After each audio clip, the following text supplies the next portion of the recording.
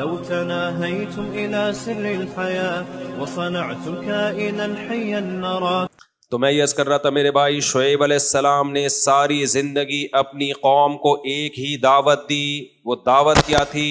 ناپ تول میں کمی مت کرو، ناپ تول میں کمی مت کرو. انی اراکم بخیر، میں دیکھتا ہوں تم خوشحال ہو. ساری خرابی یہاں سے شروع ہوتی ہے. آپ اپنے آپ کو جب غریب سمجھنا شروع کرتے ہو اس وقت ساری پھٹکار برستی ہے، حرام کی طرف جاتا ہے. اپنے آپ کو اسلام میں غریب سمجھنے پر پابندی ہے. سمجھ رہے ہو؟ یہ مسئلہ سن لو. آپ پر لازم ہے کہ اپنے آپ کو غریب مت سمجھو. وہ لوگ کھاتے پیتے ہیں، اللہ کا دیا بہت کچھ ہے، تاکہ بھکاری پن نہ آئے. اور غریب غریب سمجھے نا اپنے آپ کو. صبح شام کھا رہے ہیں پی رہے ہیں، غریب ہی تو سمجھ رہے ہیں جو بچے روک رہے ہیں 2 سے زیادہ نہ ہو ہمارا پیسہ کھا جائے گا. اس سے بڑی اپنے آپ کو غریب سمجھنے کی کیا مثال ہوگی کہ اپنے جیسا انسان اس پہ خرچ کرتے ہوئے جان نکل رہی ہے کہ آئے گا تو خرچہ بڑھ جائے گا میرا، جبکہ وہ 2 ہاتھ 2 پاؤں لے کے آ رہا ہے. اللہ بتا رہا ہے کہ یہ 2 ہاتھ 2 پاؤں لے کے آیا ہے، بالغ ہونے دو، یہ تمہیں کما کے کھلائے گا. خیر، تو شعیب علیہ السلام نے ساری زندگی ایک ہی دعوت دی. لوط علیہ السلام نے ساری زندگی ایک ہی دعوت دی. میں بار بار ریپیٹ اس لیے کر رہا ہوں کہ لوگ شروع میں کم ہوتے ہیں، ایک دم آ رہے ہوتے ہیں نا، تو تاکہ وہ بیان سے ان کا لنک ہو جائے، اس لیے میں اس بات کو ریپیٹ کی ہے میں نے دوبارہ. لوط علیہ السلام کا ساری زندگی ایک ہی ٹاپک، ایک توحید اور دوسرا لڑکوں سے بدفعلی مت کرو. اور ہؤلاء بناتی ان کنتم فاعلین، میری قوم کی بیٹیاں، ان سے نکاح کرو، ان سے شادی کرو، جس سے نکاح کرنا چاہتے ہو کرو. انہوں نے کہا ما لنا فی بناتک من حق، ہمیں شادی میں کوئی دلچسپی نہیں ہے. تو قوم کی کھوپڑی آؤٹ ہو گئی تھی. اچھا، قانون انہوں نے بھی پاس نہیں کرایا لوط علیہ السلام کی قوم نے. یہ مغربی دنیا تو اتنی آگے نکل گئی ہے کہ انہوں نے تو باقاعدہ ان کے رائٹس پہ بات کرنا شروع کر دی ہے، حقوق پہ بات کرنا شروع کر دی ہے. اور ایک سنت ہمیشہ سے چلی آ رہی ہے کہ جو بھی ہومو سیکشولیٹی کے خلاف بات کرتا ہے نا، لوط علیہ السلام کی قوم کی کا طریقہ یہ ہے کہ اس کو سوسائٹی سے آؤٹ کر دیا جائے، رہنے نہ دیا جائے. لوط علیہ السلام کی قوم نے ان کو دھمکی دی تھی کہ اگر آپ اپنی دعوت سے باز نہ آئے تو آپ کو سوسائٹی سے آؤٹ کر دیا جائے گا. آج بھی اگر آپ مغربی ممالک میں ہومو سیکشولیٹی پہ ذرا سی بات کریں تو آپ کو بھی ان ملکوں سے فوراً بولو آؤٹ. اور لوط علیہ السلام کی قوم نے تو بہت کچھ سننے کے بعد دھمکیاں دیں جب لوط علیہ السلام اپنی دعوت سے باز نہیں آئے، جبکہ مغربی دنیا میں ایک بیان بھی کافی آؤٹ ہونے کے لیے. سمجھ رہے ہو؟ تو اس سے پتا چلا کہ یہ جو قومیں ہیں یہ لوط علیہ السلام کی قوم سے بھی 10 ہاتھ آگے جا چکی ہے. ہمارے استاذ فرمایا کرتے تھے کہ یہ جو بھی اس کے خلاف آواز اٹھاتا ہے نا زیادہ، تو اس کے ساتھ پھر یہی ہوتا ہے، جو اس کے عادی ہوتے ہیں نا وہ اس کو سوسائٹی سے آؤٹ ہی کرتے ہیں. تو پھر نبی صلی اللہ علیہ وسلم جب دنیا میں آئے تو آپ نے بھی ایک دعوت تو وہی جو آدم علیہ السلام سے لے کے پیغمبر صلی اللہ علیہ وسلم تک کامن تھی. وہ کیا دعوت تھی؟ توحید. اور دوسری جو خاص برائیاں اس وقت سوسائٹی میں تھیں ان کے خلاف آپ نے آواز اٹھائی. عربوں میں ہومو سیکشولیٹی کا ریشو 0 تھا، 0. عربوں میں یہ جو آج کل نوجوانوں کی بیماری ہے بہن پریکٹس، اس کا ریشو بھی 0 تھا. تبھی ہمیں اس پہ حدیثیں نہیں ملتی، کامن اصول ملتے ہیں. قرآن مجید میں اللہ تعالیٰ نے فرمایا الا علی ازواجہم، اپنی زوجہ کے علاوہ کسی طرح سے تم اپنی خواہش پوری نہیں کر سکتے. یہ اصول اور ضابطہ تو بیان کر دیا، لیکن خاص یہ بیماری نہیں ملتی ہمیں، کیونکہ ٹائم پہ نکاح ہوتے تھے ان لوگوں کے، عربوں میں عادت تھی. یہ بیماری بعد میں پیدا ہوئی ہے. ان لوگوں میں زنا تھا، ہومو سیکشولیٹی نہیں تھی. ان کی بیماریاں کیا تھیں؟ ان کی بیماریاں تھی عورت کا مال چٹ کر جانا، وراثت کھا جاتے تھے عورتوں کی. نمبر 2، عورت کو پاؤں کی جوتی سمجھنا، بہت دفعہ ظلم ہوتا تھا عورت کے اوپر. نمبر 3، بیٹی کی پیدائش پہ منہ بنانا. جب عورت کی ویلیو نہیں ہے تو بیٹی کی پیدائش پہ منہ بنے گا نا. کیا خیال ہے بھائی؟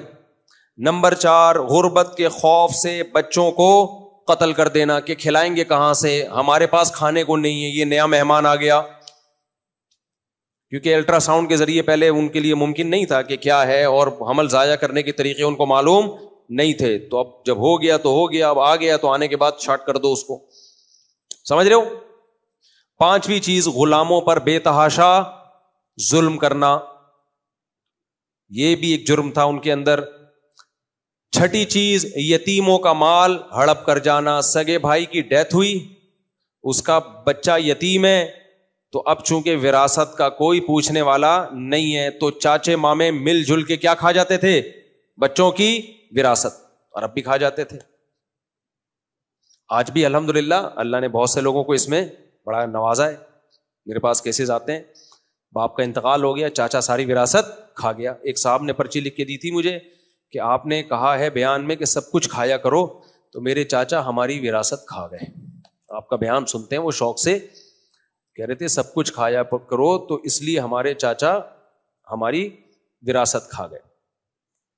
تو قرآن مجید نے ان ٹاپکس کو بہت زیادہ ہائی لائٹ کیا ہے. پوری سورہ نساء اللہ نے نازل کی ہے ویمن رائٹس کے لیے، خواتین کے حقوق کے لیے. ایک نوالا کھانے کی بھی اجازت نہیں ہے.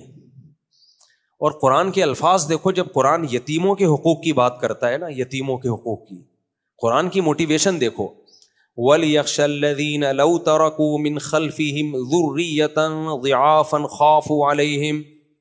اللہ رشتہ داروں کو کہہ رہے ہیں. انگریزوں کے ہاں تو رشتہ دار اب ہوتے ہی نہیں ہیں، ان کو پتہ نہیں یہ آیت ہم کیسے سمجھائیں گے. تو جو رشتہ دار ہیں نا، رشتہ دار سے کون مراد ہے؟ چاچے مامے، چاچے مامے.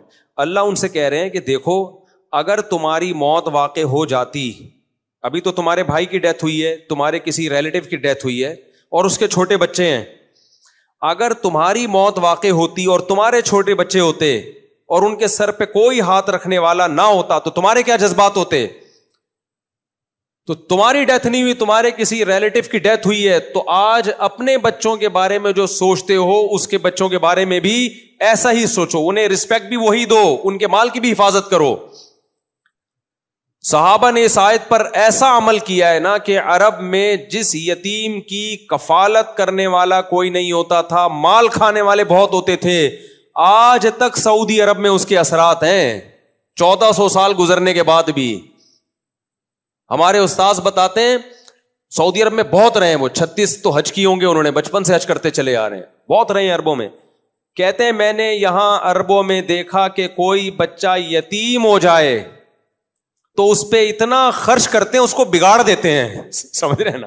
سارے خاندان والے اس کے ساتھ اچھے سلوک کی کوشش میں لگے ہوئے ہوتے ہیں کہ بھائی جنت کمانے کا موقع ہمیں ملے. دوسرا کہتا ہے ہمیں ملے، بے شک وہ عربی کیا کچھ کر رہا ہوگا باہر سوسائٹی میں، یعنی یتیم کا آپشن نہیں چھوڑتے. آپ کو کچھ خوبیاں عربوں میں جب آپ سوسائٹی کے اندر رہیں گے نا تو نظر آئیں گی. اوپر سے تو آپ کو عیاش ہی نظر آئیں گے. جب آپ سوسائٹی میں ان ہوتے ہیں نا، کبھی بھی کسی سوسائٹی کو اوپر سے پڑھ کے فیصلہ نہیں کیا جاتا کہ 2-4 چکر لگائے اور شرتے ورتے دیکھے وہ کوئی گالی دے رہا ہے، کوئی یہ عربی ایسے ہوتے ہیں. بھائی کوئی کسی سوسائٹی میں رہنا پڑتا. گورے کو جب آپ ایک چکر لگا کے آئیں گے نا، پہلا آپ کا امپریشن بڑا زبردست، یار ویل ڈن، کچھ چیزیں اچھی ہیں بھی، ایسا نہیں ہے، ویل ڈن. جب آپ سوسائٹی میں طبیعت سے رہیں گے تو پھر آپ کہو گے واٹس گوئنگ آن، کیا ہو کیا رہا ہے. کسی سوسائٹی کو سوسائٹی دیگ کے چاول کی طرح نہیں ہوتی کہ 2 دانے آپ نے چکھے اور پوری دیگ پہ. رفیع بھائی آپ کا بھی پکوان سینٹر ہے یا نہیں ہے؟ بھائی کا ہے نا، تو وہ کیا کرتے ہیں، 2 چاول چکھے پوری دیگ پہ حکم لگا دیا نا. تو سوسائٹی زردے کی دیگ نہیں ہوتی کہ 4 آدمی دیکھے پوری سوسائٹی پہ حکم لگا دیا. تو جو آپ عربوں میں رہو گے نا، کچھ ان میں خوبیاں بہت ملیں گی آپ کو. ہوا و حرص والا دل بدل دے، میرا غفلت میں ڈوبا دل بدل دے.